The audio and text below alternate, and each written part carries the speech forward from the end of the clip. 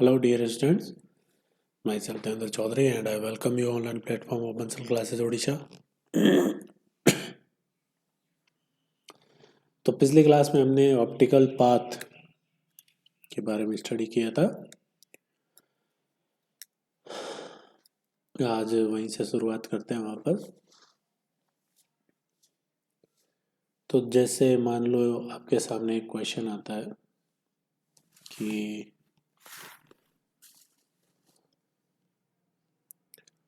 Suppose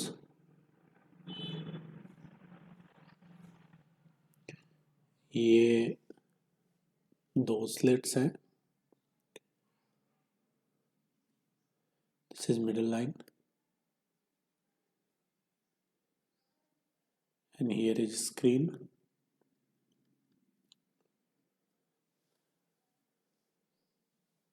and light इस पे जो आ रही है वो कुछ ऐसे आ रही है एंगल अल्फा पे, और हमने यहाँ पर एक स्लैब लगा दी है जिसका रिफ्रैक्टिव इंडेक्स म्यू है, थिकनेस टी है, और स्लैब इसलिए लगाई है ताकि सेंट्रल मैक्सिमा ओ पर बने।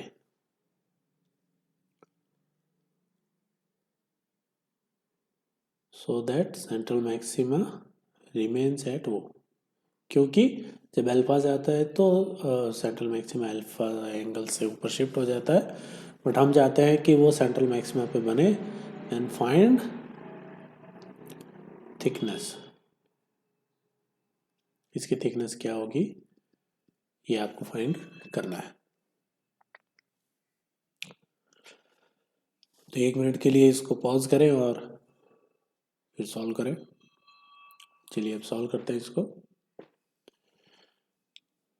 तो यहाँ इधर कहीं सोर्स होगा, तो मैं क्या लिखूँगा फॉर सेंट्रल मैक्सिमा, क्योंकि मेजरली क्वेश्चंस और कोई भी क्वेश्चन को डील करने के लिए सेंट्रल मैक्सिमा मालूम होना बहुत ज़रूरी है। और सेंट्रल मैक्सिमा वो पॉइंट है जहाँ पर पाथ डिफरेंस क्या होता है, 0। So for central maxima delta x should be 0, then S1 plus S1O, this point is O। अब इसने क्या ही दिया कि सेंट्रल मैक्सिमा O पे बनना चाहिए, तो S1O this should be equal to S2 plus S2O effective, S2O effective, क्योंकि यहाँ पर S2O में एक स्लैब भी है बीच में। So first of all S1 minus S2 हमको पता है डी साइन अल्फा होगा equal to S2O effective minus S1O। Now what is S2O effective? तो S2O इफेक्टिव क्या है, आपकी जो ओरिजिनल लेंथ है S2O उसमें से स्लैब को हटाओ और यहाँ पर एयर की स्लैब डालो जिसकी थिकनेस कितनी हो, म्यू टी।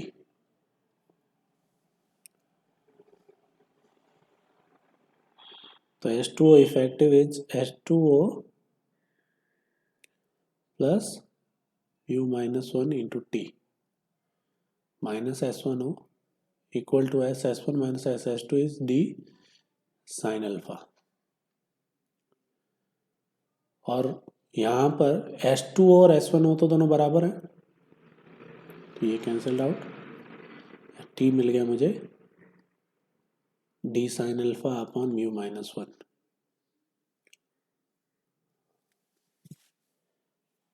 तो ऐसे ही क्वेश्चन पूछे जाएंगे आपसे स्लैब के बारे में।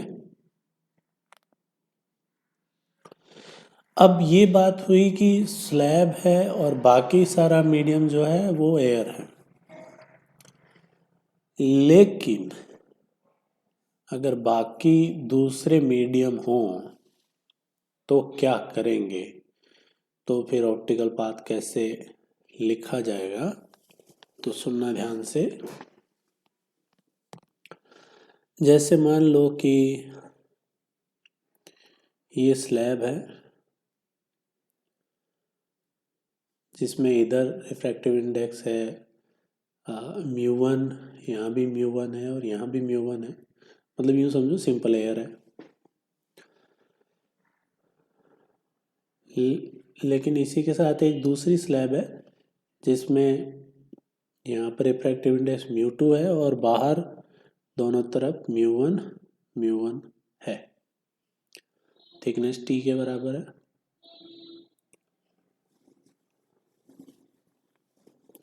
और आपको जो लाइट दी हुई है वो λ1 यानी कि मीडियम 1 में उसका वेवलेंथ गिवन है। जाहिर सी बात है λ1 क्या होगा, लैम्डा एयर या lambda vacuum upon μ1। λ1 is given. अब जब रे यहाँ तक आएगी तब तक तो कोई पार्ट डिफरेंस नहीं होगा, लेकिन यहाँ पर अब उसकी वेवलेंथ चेंज हो जाएगी। तो अब इस पॉइंट और इस पॉइंट पे यहाँ पर रे में पार्ट डिफरेंस आ चुका है। कितना आ चुका है, तो कितना पार्ट ट्रेवल किया इसने, तो 2π by lambda into delta x, हम इसी से लिखते हैं। यहाँ पर पाथ उसका कितना, उसका फेज कितना चेंज हुआ, 2π by lambda into delta x. अब लेमडा लिखा जाएगा यहाँ पे λ2 इंटू डेल्टा एक्स, यहाँ पर है t। नाउ व्हाट आपको लेना है, what is λ2 in terms of λ1। तो हम जानते हैं कि λ1 upon λ2 μ1 Snell's law। So λ2 is μ1 λ1 upon μ2। रख दीजिए यहाँ पे 2π by λ2 is λ1 upon μ2 upon μ1 into t। ये अब उसका पाथ है। अगर यहाँ पर μ1 1 हो जाता और μ2 म्यू के बराबर हो जाता तो पाथ हो जाता μt। मतलब अगर रे t थिकनेस म्यू में चलेगी तो एयर में कितना चलेगी, μt। सिमिलरली इफ रे travels t in μ2 then it will travel μ2 by μ1 t in μ1। इसको आप समझ लें अच्छे से, ठीक है। और आपका जो स्क्रीन पे बीटा आएगा जैसे कि लैम्डा डी बाई डी, तो उसमें जो आप लैम्डा लोगे वो लैम्डा जिस मीडियम में इंटरफेरेंस हो रहा है वही लोगे। इसका मेरे कहने का मतलब ये है कि जैसे मान लो ये S1 ये S2 और यहाँ स्क्रीन है और यहाँ पर सपोज कुछ μ2 नहीं μ4 है, तो यहाँ पर जो स्ट्रिप की थिकनेस बनेगी ऐसी वाली, ये बीटा होगा, वो किसके अकॉर्डिंग होगा, λ4 के अकॉर्डिंग होगा, ठीक है। बच्चे कई इनमें कंफ्यूज हो जाते हैं, कंफ्यूज होने की जरूरत बिल्कुल नहीं है। आपका जहां पर इंटरफेरेंस हो रहा है उस मीडियम को देखें और बाकी जितनी भी लेंथ है उनको उस मीडियम में कन्वर्ट कर दें। और वेवलेंथ अगर आपको एयर में दी हुई है तो जिसमें इंटरफेरेंस हो रहा है उस मीडियम की वेवलेंथ में कन्वर्ट करते हैं, दूसरे मीडियम में वेवलेंथ दी है तो भी आप उसमें कन्वर्ट करते हैं। जैसे सपोज एक क्वेश्चन करते हैं,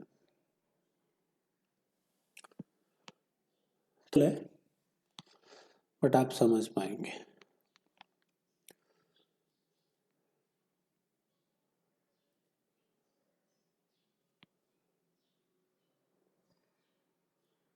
This is screen, this is S1, S2, middle line,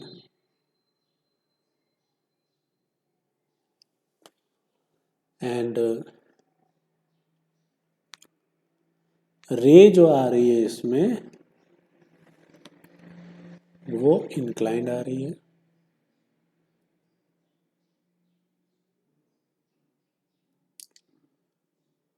से यहाँ पर एक स्लैब है, थिकनेस T1, रिफ्रैक्टिव इंडेक्स है इसका μ1, यहाँ पर दूसरी स्लैब है, thickness T2, refractive index μ2,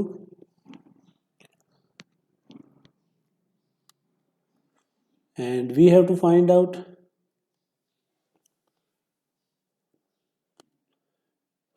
position of central maxima.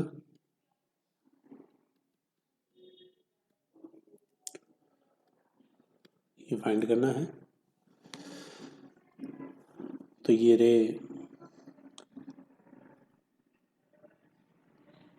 यहाँ कहीं सेंट्रल मैक्सिमा होगा, यहाँ पर पाथ डिफरेंस होगा 0। अब आपको ये दिया है कि ये एंगल तो अल्फा गिवन है, यहाँ का मीडियम है μ3, ये μ1 हो गया, ये μ2 हो गया, ये μ3 एंड दिस इज μ4। सारे मीडियम अलग अलग है। One of the typical example, one of the tough example,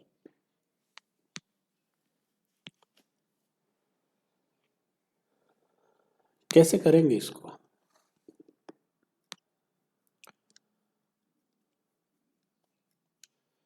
तो आप सारी डिस्टेंसेस को μ4 में कन्वर्ट कर लीजिए। किस में कन्वर्ट कर लेंगे? μ4 में।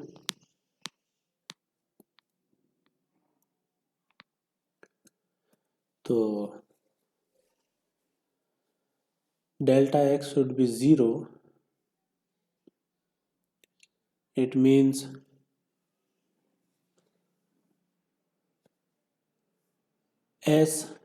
S1 plus S1P effective, this should be equal to S2 plus S2P effective for central maxima. Now, what is S1 effective?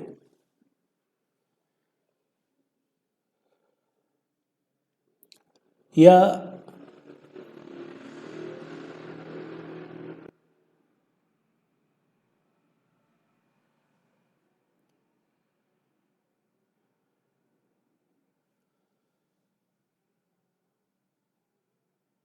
What is S1 effective? तो ये S से लेके S1 तक जो डिस्टेंस है वो μ3 में है, तो μ4 में कितनी होगी?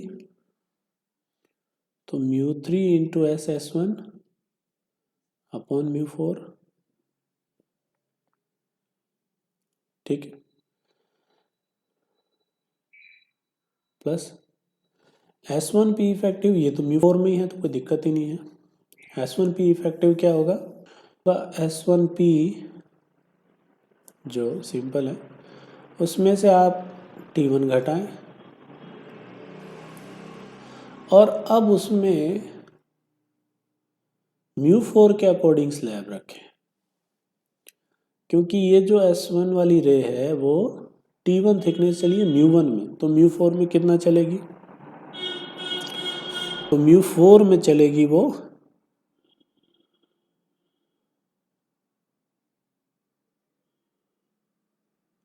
μ1/μ4 इंटू T।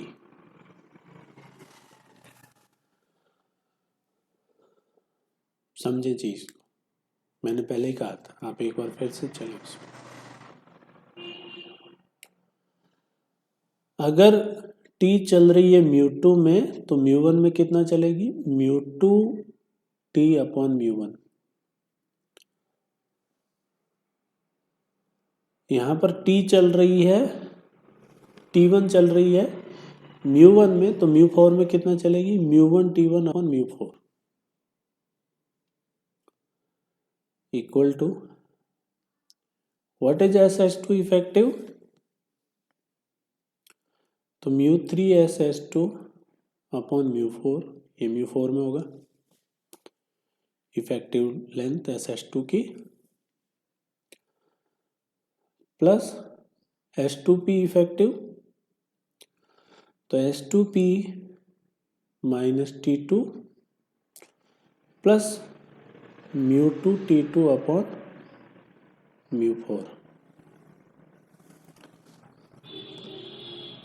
ठीक है। नाउ इसको आप इधर ले आए, μ3/μ4 SS1 माइनस SS2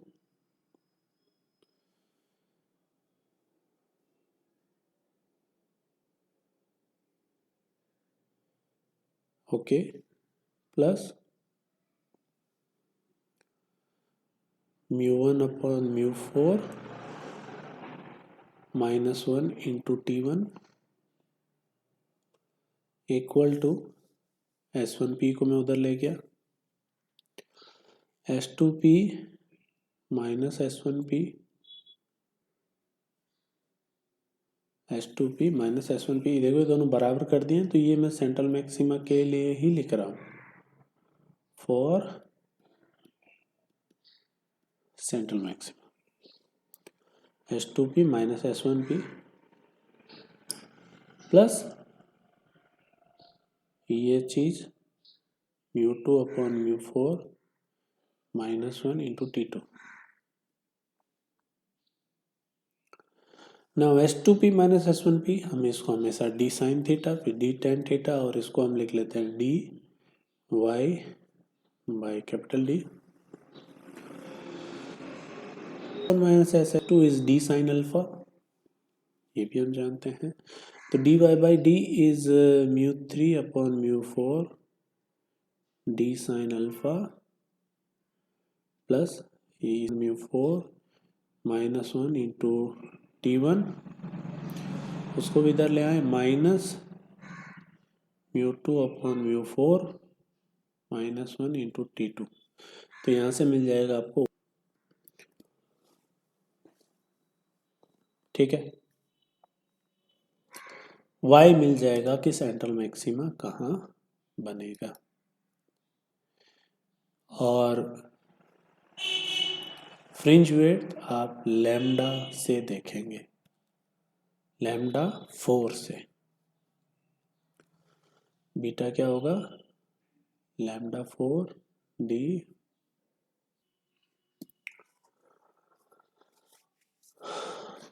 ये सबसे टफ एग्जाम्पल है, ठीक है। और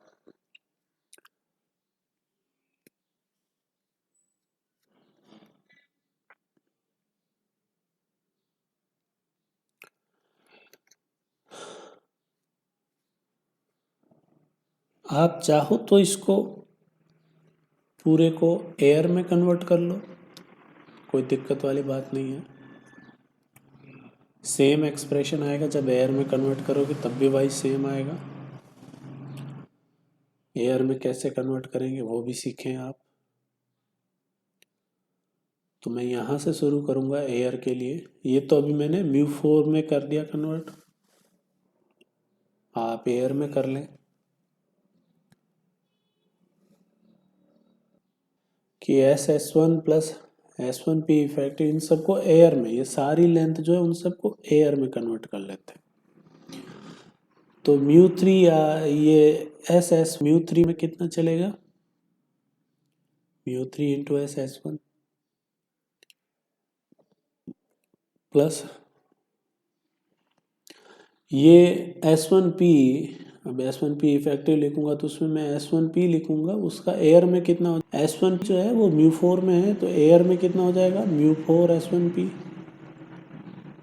ठीक है, उसके बाद ये T1, T1 जो है वो किस में है,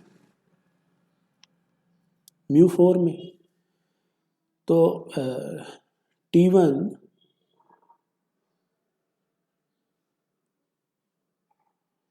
हमें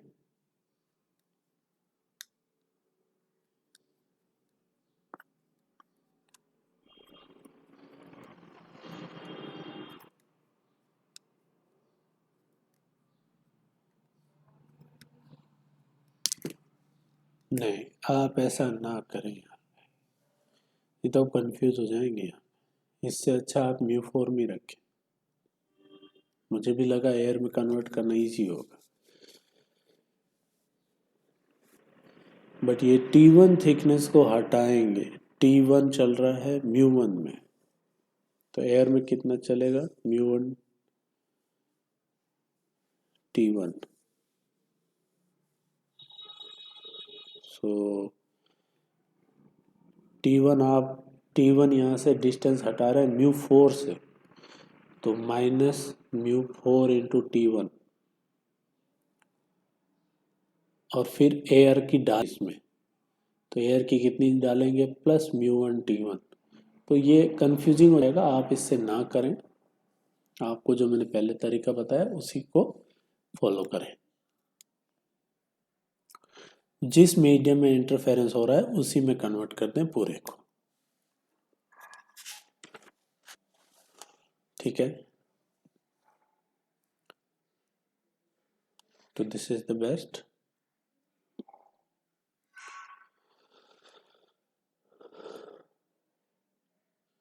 तो ये हमने ऑप्टिकल पाथ कंप्लीट किया।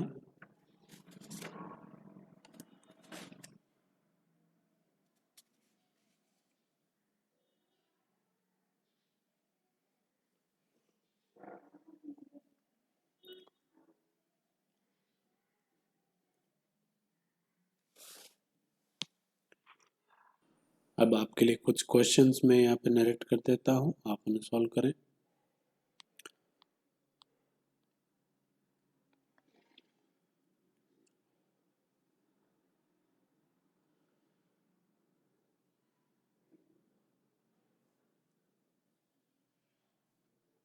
S1 S2 दोनों की इंटेंसिटी I है। यहाँ पर एक स्लैब लगा दी है मैंने, thickness T, and refractive index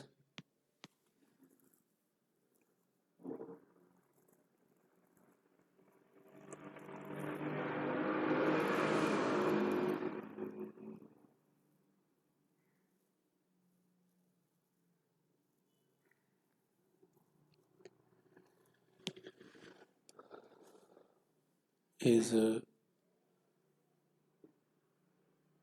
3/2. This point is O.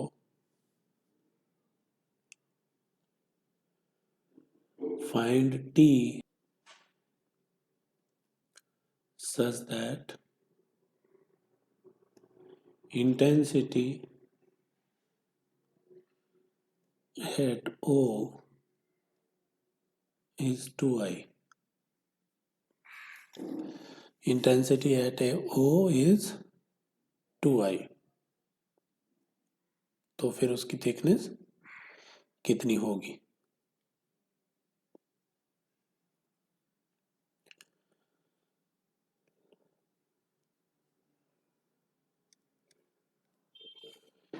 ये क्वेश्चन है।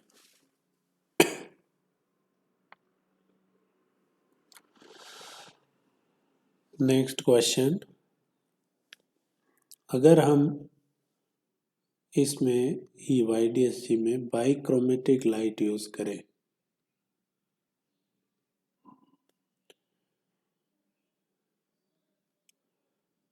बाइक्रोमेटिक लाइट मतलब दो दो लाइट एक साथ आ रही हो,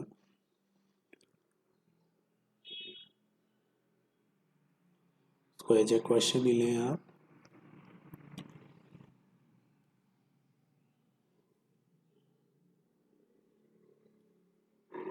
यहाँ तो कोई पार्ट डिफरेंस नहीं है।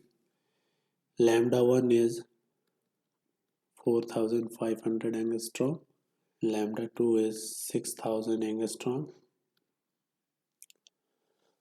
and this is central maxima for both. उसके बाद लैम्डा अलग है तो फर्स्ट मैक्सिमा सेकंड मैक्सिमा वो सब अलग अलग होंगे।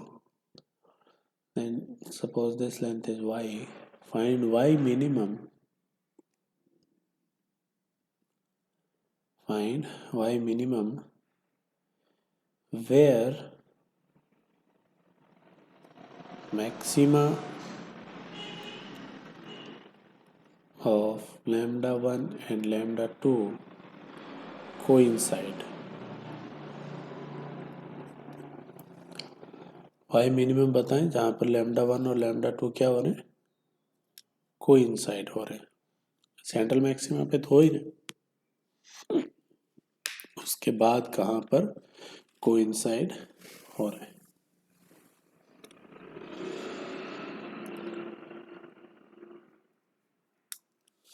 तो ये हमने आज YDSC कंप्लीट कर लिया है। नेक्स्ट क्लास में हम फ्रेस्नेल बाइप्रिज्म और लॉयड मिरर पढ़ेंगे।